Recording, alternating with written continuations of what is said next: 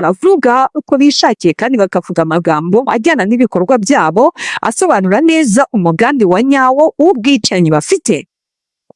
Ibi rero ni kimwe mu bibazo bikomeye cyane bizasaba igihe kirekire n'imbaraga nyinshi kugira ngo bishobore kuba byasobanurwa mu buryo bwa nyabwo hagamijwe kuzana amahoro arambye no gutuma abaturage babasha kubona ubwubahane ndetse no kuzirikanwa kandi bikajyana n'uko uburenganzira bwa buri wese bugomba kubaho.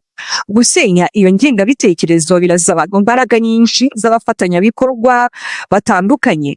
Reka wenda mbanze ingaruke ku magambo atari meza yatangajwe n'umuvugizi w'ingabo z'u Burundi wagaragaje abanyamurenge mu buryo bubatesha agaciro ndetse n'aho bigera no kudaha agaciro uburenganzira bwabo bwo kubaho. Nk'uko numvise ayavuga mu izina ry'ingabo z'u Burundi, arashaka gusobanura impamvu izo ngabo ziri muri ako gace. Ariko nanone niyo wenda twabifata nk'uko arivuga ko wenda batumiwe na leta ya Kinshasa, ibyo ntabwo bibaha uburenganzira bwo gukora ibyaha. Kandi nta bushidikanya ko ingabo z'u Burundi zagiye zigira uruhare rukomeye cyane mu byaha byabaye abaturage, cyane cyane muri Kivu y'Amajyepfo, muri Kivu y'Amajyaruguru ni mu gace kato. Muribuka ingabo z'u Burundi ubwo zajyagayo zigafatanya n'izindi ngabo bakoze ibyaha bitandukanye. Hari igihe ingabo za M23 zakwaga muri uwo mujyi ziwusigiye ingabo za EAC. Muribuka ibyo ingabo z'u Burundi zahise zikora ku bufatanye n'imitwe yitwaje intwari. Izo ngabo zari zihari zireba abaturage bicwa, imidugudu itwikwa, ariko ntabwo zigeze zigira icyo zikora kugira ngo zirokore abo baturage. Ariko muri Kivu y'Amajyepfo ho byageze kure bigera naho noneho batangira kubarasa, aho ingabo z'u Burundi zagiye zifatanya n'imitwe ya Wazalendo. Na gatandatu habaye inama yari iyobowe n'umugaba mukuru w'ingabo za gisirikare ARC General Major Sultani Makenga, yari kumwe n'umuhuzabikorwa wa gisirikare wa M23. Nyuma y'iyo nama hafashwe icyemezo cyo gutegura uburyo abasirikare bafatiwe ku rugamba bazashyikirizwa umuryango utabara imbabare wa CICR kugira ngo bose babashe kuba bagezwa i Kinshasa no mu miryango yabo. Ese muriteguye? Yego rwose turiteguye. Ibi bigamije rero ko mushobora kongera guhura n'abandi banyu mu miryango yanyu, cyangwa se n'abasirikare bagenzi banyu mukongera guhura n'abanyu mu miryango yanyu, mukongera guhura n'abavandimwe banyu. Ese nibyo mushaka? Yego nibyo dushaka. Murakoze rwose kuba mwitabiriye uyu munsi. Nanone kandi AFC M23 irongera kugaragaza ubushake bwiza yubahiriza amahame n'amasezerano yasinyiwe i Doha, ndetse ikagaragaza ko yubaha ibyo yemeye byose. Twebwe rero turimo gukora uruhare rwacu. Abangaba ni abaturage b'Abanyekongo bashyikirijwe umuryango utabara imbabare wa CICR, ari nawo uzategura uko bazasubizwa i Kinshasa. Ariko kandi turashaka no kwibutsa umuryango mpuzamahanga ko tugomba kubona leta ya Kinshasa yubahiriza ingamba zo kubaka icyizere, nayo ikarekura imfungwa zacu nk'uko byasabwe.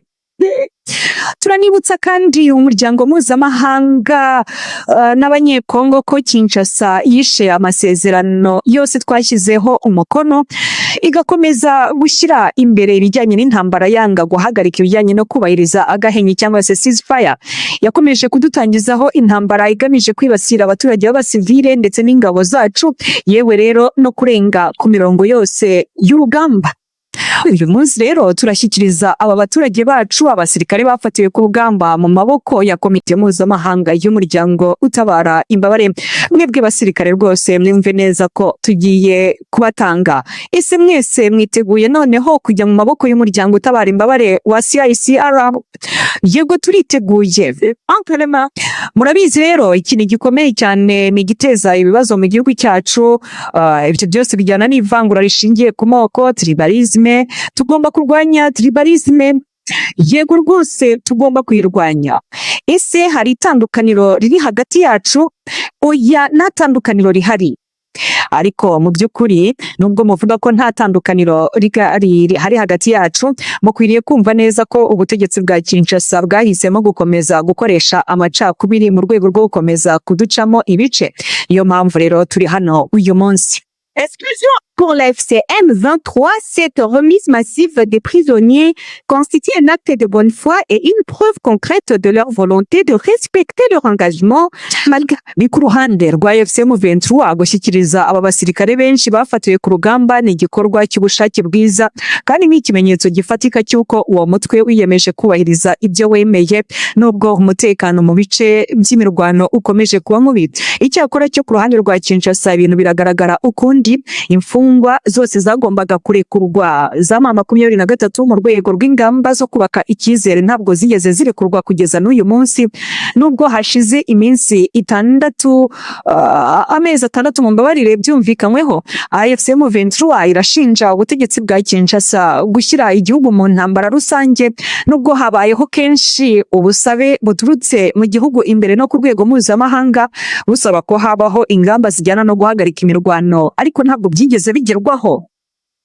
Ni ku mirongo y'urugamba imirwano iracyakomeje ndetse yarushijeho gukara mu minsi ya vuba. Ingabo zishyigikiye Kinshasa zikomeje ibitero by'indege zitagira abapilote cyangwa se drones ndetse n'ibisasu birasa kure cyangwa se artilleries.